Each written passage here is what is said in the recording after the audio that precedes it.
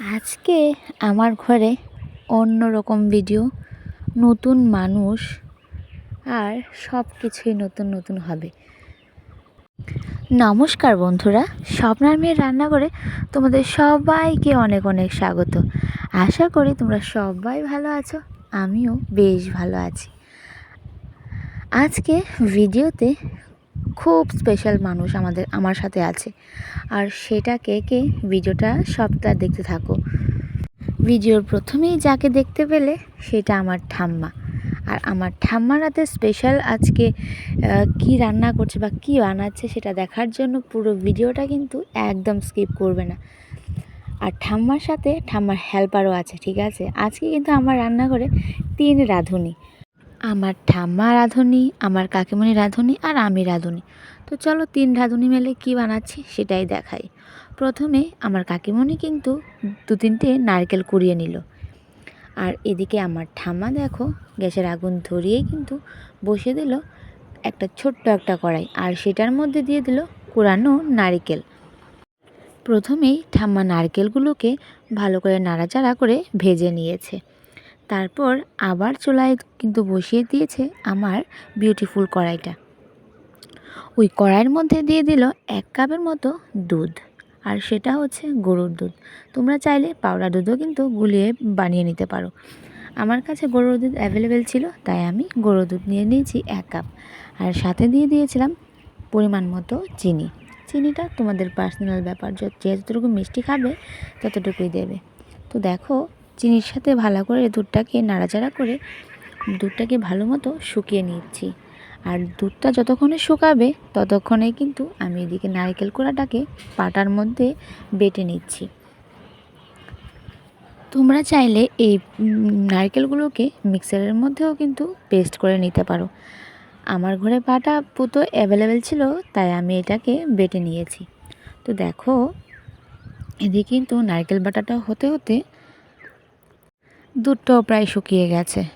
দুধটা যখন অলমোস্ট 80% শুকিয়ে গেল তখন দিয়ে দিল বেটে রাখা নারকেলগুলোকে। আর এবার শুরু হবে মেন খেলা। এই জিনিসটা বানানোর জন্য অনেকটা ধৈর্য আর অনেকটা মন নিয়ে করতে হবে, কারণ এই জিনিসটা বানাতে গেলে অনেকটা সময়েরও দরকার হয় আর অনেকটা ধৈর্যেরও দরকার হয়।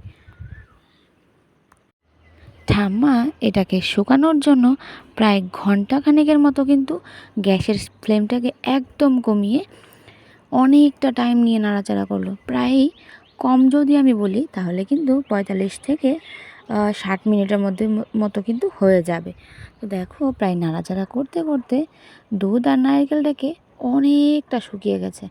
আর যখন দেখলো যে সন্দেশের আকার হয়ে গেল তখন কিন্তু ঠাম্মা 1 মুঠো নারকেল আর দুধ মিশানো ডোটাকে নামিয়ে নিয়েছে। সেটারও কিন্তু একটা সুন্দর টেকনিক, যেটা আমি ঠাম্মার থেকে শিখলাম। কোনো কিছু সন্দেশ টাইপ বানানোর জন্য যখন মনে করো যে শক্ত হয়ে যাবে তখন কিন্তু আগে থেকে একটু নরম করে ডোটা রেখে দিলে পরে কিন্তু যখন শক্ত হয়ে যাবে তখন এটার সাথে মিশিয়ে মিশিয়ে কিন্তু খুব সুন্দরভাবে সন্দেশ বানানো যাবে। তো দেখো ঠাম্মা কিন্তু অনেকটা টাইম নাড়াচাড়া করে সন্দেশ কিন্তু বানিয়ে নিয়েছে। আর এখন হচ্ছে আমাদের 3 রাঁধুনির কাজ। এখানে আমি, আমার কাকিমণি আর ঠাম্মা মিলে একে একে কিন্তু সবগুলোকে সুন্দর শেপ দিয়ে দিয়েছি।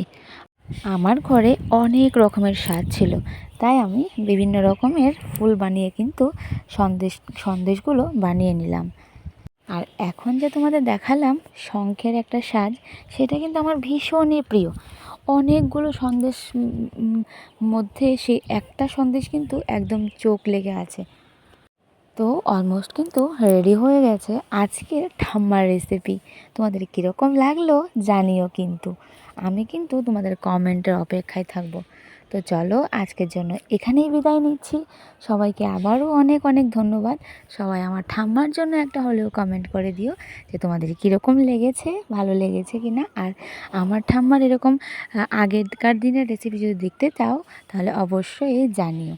তো চলো, তোমাদের সবাইকে আবারও স্বপ্না মেয়ের রান্নাঘরের তরফ থেকে তোমাদের মূল্যবান সময় নিয়ে এই ভিডিওটা দেখার জন্য অনেক অনেক থ্যাংক ইউ। সবাই ভালো থাকো, সুস্থ থাকো, আর নিজেদের পরিবার নিয়ে অনেক অনেক হ্যাপি থাকো। বাই।